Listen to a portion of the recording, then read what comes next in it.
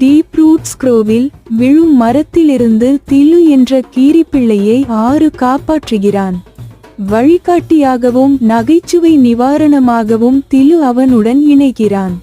அவர்கள் விரைவில் ஒரு பழங்கால இடிபாடுகளை காக்கும் கொரில்லா போர்வீரன் ரம்பக்கை சந்திக்கிறார்கள். முதலில் அவன் உதவ மறுக்கிறான். ஆனால் துணிச்சலுக்கான சோதனையில் ஆருவின் மரியாதையை பெற்ற பிறகு அவன் அவர்களுடன் இணைகிறான்.